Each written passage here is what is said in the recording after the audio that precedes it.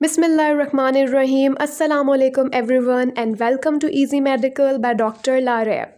आज की इस वीडियो में हम रोटेटर कफ इंजरीज़ पार्ट 2 को डिस्कस करेंगे। पार्ट 1 में हम रोटेटर कफ मसल्स क्या होते हैं, उनका क्या फंक्शन होता है, उसकी इंजरी किस तरह से होती है, उसके क्या साइन एंड सिम्टम्स होते हैं, ये सब हम डिस्कस कर चुके हैं। पार्ट 2 में हम रोटेटर कफ इंजरीज़ को कैसे डायग्नोस करते हैं और उसको कैसे मैनेज करते हैं, हम इन टॉपिक्स को डिटेल से डिस्कस करेंगे।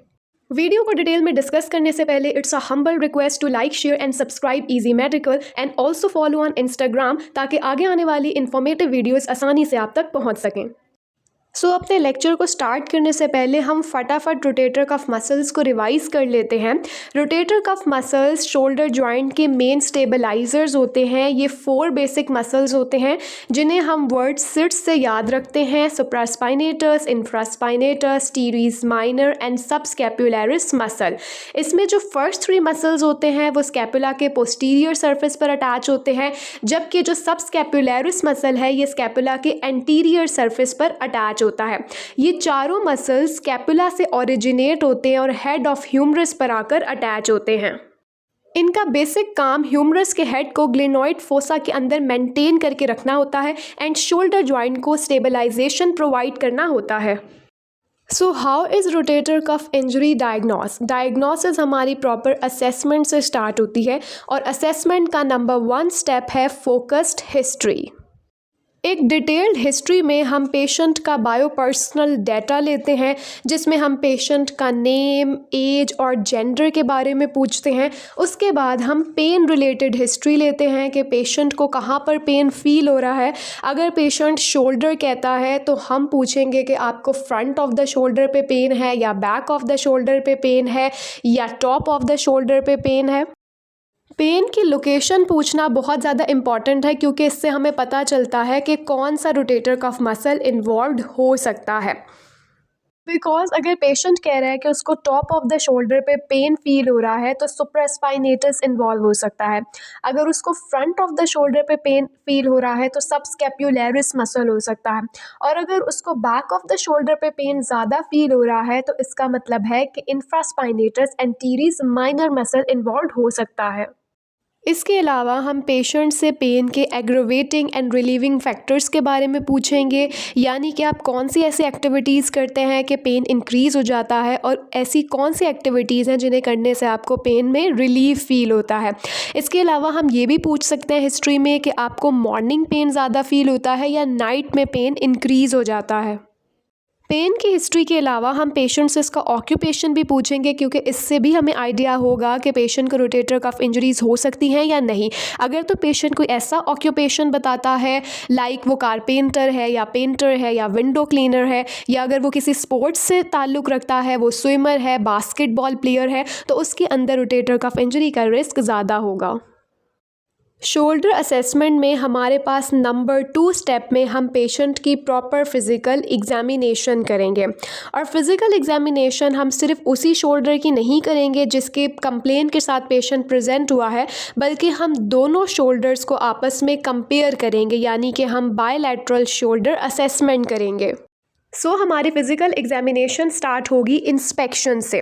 इंस्पेक्शन वो स्टेप होता है जिसमें आप विदाउट टचिंग द पेशेंट, सिर्फ आपको जो कुछ देखने में नज़र आ रहा है उसके थ्रू आप उसके शोल्डर को ऑब्ज़र्व करते हैं। इंस्पेक्शन में हम ये देख लेंगे कि शोल्डर में किसी किस्म की कोई स्वेलिंग तो नहीं है, एडिमा तो नहीं है, डिस्कलरेशन एंड ब्रूजिंग चेक कर लेंगे, हम मसल एट्रोफी को चेक करेंगे एंड मोस्ट इम्पॉर्टेंटली हम विंगिंग ऑफ स्कैपुला को चेक करेंगे जो कि सीरेटस एंटीरियर मसल की वीकनेस की वजह से होती है।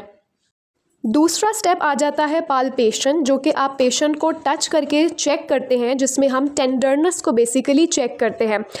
पाल्पेशन के स्टेप में हमने सिर्फ शोल्डर जॉइंट को ही पाल्पेट नहीं करना, बल्कि उसके आसपास के जो स्ट्रक्चर्स हैं जैसे कि क्लैविकल है, स्कैपुला है, स्टर्नम है, इन सारे जॉइंट्स को पाल्पेट करके चेक करना होता है कि वहाँ पर किसी किस्म की कोई डिफॉर्मिटी प्रेजेंट है या नहीं है। देन नंबर 3 हम ROMs यानी कि रेंजेस चेक करेंगे।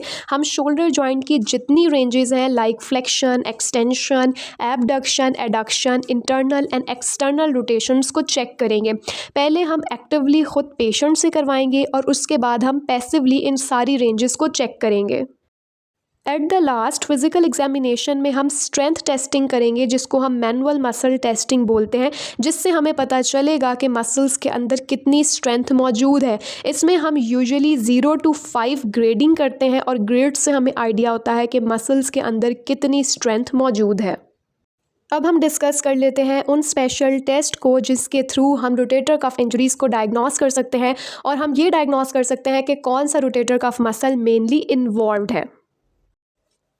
सबसे पहले हमारे पास इम्पिंचमेंट टेस्ट आ जाते हैं, जो कि यूजुअली सुप्रास्पाइनेटस मसल के लिए होते हैं, क्योंकि रोटेटर कफ मसल्स में सबसे ज़्यादा impingement and rubbing supraspinatus muscle की होती है। सुप्रास्पाइनेटस की इम्पिंचमेंट को टेस्ट करने के लिए हमारे पास 2 बेसिक टेस्ट होते हैं, जिनमें एक नेयर साइंस है एंड दूसरा हॉकिंस टेस्ट आ जाता है। नेयर साइंस को चेक करने के लिए पेशेंट सिटिंग पोजीशन में भी हो सकता है और स्टैंडिंग पोजीशन में भी हो सकता है। सबसे पहले अगर आप इमेज पे फोकस करें तो हम पेशेंट के शोल्डर्स को 90 डिग्री फ्लेक्स करते हैं। उसके बाद हम इंटरनली रोटेट करते हैं, जिसकी निशानी ये होती है कि थंब नीचे की तरफ आ जाता है। इंटरनल रोटेशन के बाद हम शोल्डर को फुली फ्लेक्स करते हैं। ऐसा करने से अगर पेशेंट को पेन फील होता है तो हमारा टेस्ट पॉजिटिव हो जाता है। सेकेंड टेस्ट हॉकिंस टेस्ट को परफॉर्म करने के लिए पेशेंट स्टैंडिंग पोजीशन में होता है। इसमें सबसे पहले पेशेंट के शोल्डर को 90 डिग्रीज फ्लेक्स करते हैं, देन एल्बो को फ्लेक्स किया जाता है, उसके बाद शोल्डर को इंटरनली रोटेट करते हैं। ऐसा करने से अगर पेशेंट को पेन फील होता है तो टेस्ट पॉजिटिव है। अब हम डिस्कस कर लेते हैं सुप्रास्पाइनेटस की वीकनेस के टेस्ट। इसमें हमारे पास 2 बेसिक टेस्ट आ जाते हैं, empty can test and drop arm test. सबसे पहले हमारे पास आ जाता है एम्प्टी केन टेस्ट। जैसे कि इसके नाम से ही हमें पता चलता है, इसमें हमने पोजीशन पेशेंट की ऐसी बनवानी होती है जैसे कि वो किसी केन को एम्प्टी कर रहा है। सबसे पहले हम पेशेंट के शोल्डर को स्कैप्शन प्लेन में लेकर आते हैं। उसके बाद हम शोल्डर पे इंटरनल रोटेशन करवाते हैं। देन हम पेशेंट को इंस्ट्रक्ट करते हैं कि आपने अपने शोल्डर की एबडक्शन करनी है, यानी कि बाजू को ऊपर की तरफ लेकर आना है, जो कि ग्रीन एरो में शो किया हुआ है। लेकिन एग्जामिनर ने इस पोजीशन को रेजिस्ट करना होता है। अगर इस पोजीशन के दौरान पेशेंट को पेन फील होता है तो टेस्ट पॉजिटिव है। Second test is drop arm test. इसमें एग्जामिनर जो है वो पेशेंट के आर्म की सबसे पहले एबडक्शन करवाता है और इस पोजीशन को होल्ड करके रखता है। उसके बाद पेशेंट को इंस्ट्रक्ट किया जाता है कि हम आपके आर्म को रिलीज़ कर देंगे, बट आपने इस पोजीशन को मेंटेन करके रखना है। जब एग्जामिनर पेशेंट के आर्म को रिलीज़ करता है और पेशेंट इस पोजीशन को होल्ड नहीं कर पाता तो ड्रॉप आर्म टेस्ट भी पॉजिटिव आ जाता है, जो कि सुप्रास्पाइनेटस की वीकनेस को शो करता है।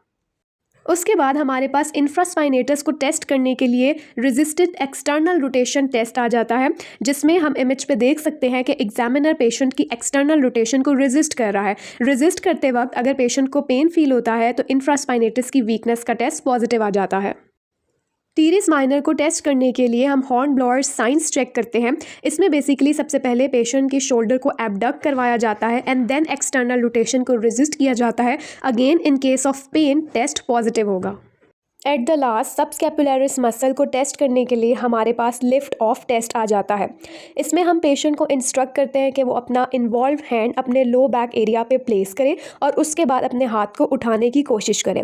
हम पेशेंट की इस मूवमेंट को रेजिस्ट करते हैं और अगर रेजिस्ट करने के दौरान पेशेंट को पेन फील होता है तो हमारा लिफ्ट ऑफ टेस्ट पॉजिटिव आ जाता है। Now let us discuss about investigations. Further investigation के लिए हम पेशेंट को X-ray, MRI and ultrasonography recommend कर सकते हैं। एक्सरे में हमें जॉइंट्स के दरमियान जो स्पेस है वो रिड्यूस नज़र आएगी, ख़ास तौर पे head of humerus and acromion process के दरमियान जो स्पेस है वो कम हो चुकी होगी। इसके अलावा जो ह्यूमरल हेड में डीजेनरेटिव चेंजेस हैं वो भी एक्सरे पे इजीली विजिबल होंगे। MRI जो है ये सबसे ज़्यादा बेस्ट डायग्नोस्टिक टेस्ट होता है, क्योंकि MRI रिपोर्ट में आपको exact location and extent of injury का आइडिया हो जाता है। सो पेशेंट की detail history taking, physical examination, special test perform करने और इन्वेस्टिगेशंस के बाद हमें आइडिया हो जाता है कि पेशेंट को रोटेटर कफ इंजरी हो चुकी है। अब हम ये डिस्कस कर लेते हैं कि अगर रोटेटर कफ इंजरी के पेन के साथ कोई पेशेंट आया है तो हमने उसको किस तरह से मैनेज करना है। सबसे पहले जो सबसे इम्पॉर्टेंट थिंग होती है वो होती है पेन मैनेजमेंट। पेन मैनेज करने के लिए हम डिफरेंट अप्रोचेस का यूज़ कर सकते हैं। अगर तो पेशेंट एक्यूट इंजरी के साथ आया है तो हम क्रायोथेरेपी यानी कि आइस थेरेपी यूज़ करते हैं, और अगर पेशेंट क्रॉनिक इंजरी के साथ आया है तो फिर हम हीट थेरेपी को प्रेफर करते हैं। इसके अलावा हम पेन को मैनेज करने के लिए टेंस यूज़ कर सकते हैं। इन्फ्लेमेशन को मैनेज करने के लिए अल्ट्रासाउंड थेरेपी भी यूज़ कर सकते हैं। इसके अलावा इन्फ्लेमेशन को ठीक करने के लिए कंट्रास्ट बाथ थेरेपी भी बहुत ज़्यादा इफ़ेक्टिव होती है।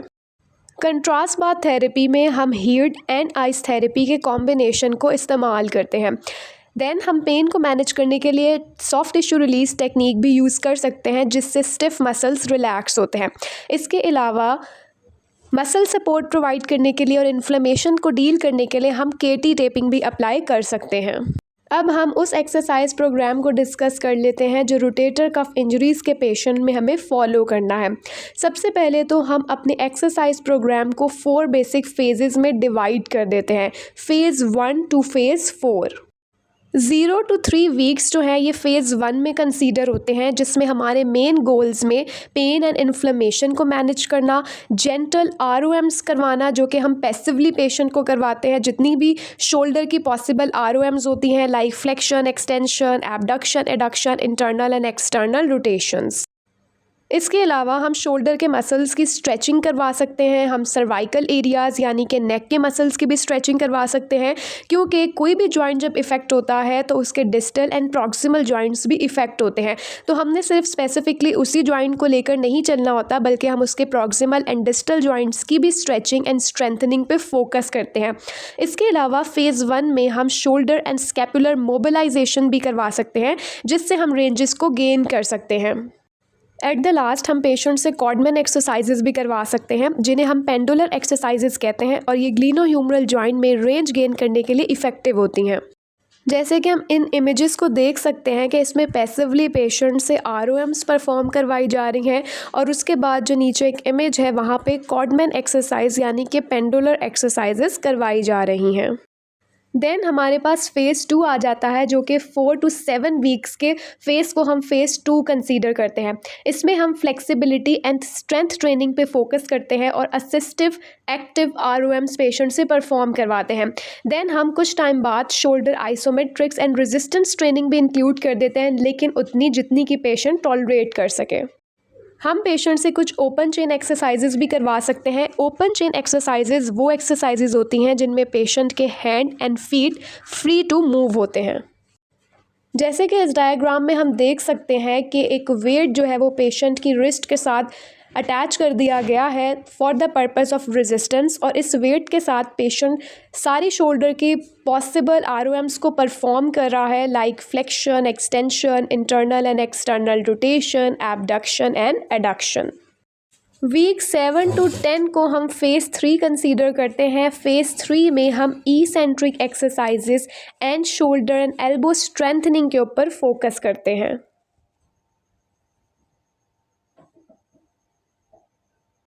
देन जब हम पेशेंट के pain, inflammation, strength and resistance पे काम कर चुके होते हैं, फिर लास्ट फेज़ यानी कि फ़ेज़ 4 में हम इंड्योरेंस एक्सरसाइजेस पे फोकस करते हैं एंड क्लोज चेन एक्सरसाइजेस पे फोकस करते हैं। सो क्लोज चेन वो एक्सरसाइजेस होती हैं जिसमें पेशेंट के जो लिम्ब होते हैं वो फ्री टू मूव नहीं होते, और ये एक्सरसाइजेस यूजुअली हम बैलेंस बॉल के साथ करवाते हैं, जैसे कि आप इमेज में देख सकते हैं। हम इस बॉल के थ्रू पेशेंट से कहते हैं कि आपने अपने शोल्डर की फ्लेक्शन करनी है, एक्सटेंशन, एबडक्शन एंड एडक्शन। अगर इस एक्सरसाइज प्रोग्राम को पेशेंट्स प्रॉपर तरीके से फॉलो करेंगे तो वो 3 to 4 वीक्स में रिकवर कर सकते हैं। इन केस अगर पेशेंट एक्सरसाइज प्रोग्राम से उसके सिम्टम्स में कोई रिलीव नहीं आ रहा, या फिर उसकी जो रोटेटर कफ इंजरी है वो लास्ट स्टेजेस पे पहुंच चुकी है, तो उस केस में हम पेशेंट को सर्जरी रिकमेंड करते हैं। बट सर्जरी के बाद भी पेशेंट्स को पोस्ट ऑप रिहैबिलिटेशन प्रोग्राम को फॉलो करना होता है, ताकि उनके मसल्स में दोबारा से strength, flexibility and endurance gain हो सके। Thank you so much for watching this video. Hope कि आपको ये वीडियो पसंद आई हो। काइंडली चैनल को लाइक, शेयर एंड सब्सक्राइब ज़रूर कीजिए, ताकि आगे आने वाली इन्फॉर्मेटिव वीडियोस आसानी से आप तक पहुंच सकें। अल्लाह हाफ़िज़। मिलते हैं एक नेक्स्ट वीडियो में एक नेक्स्ट टॉपिक के साथ।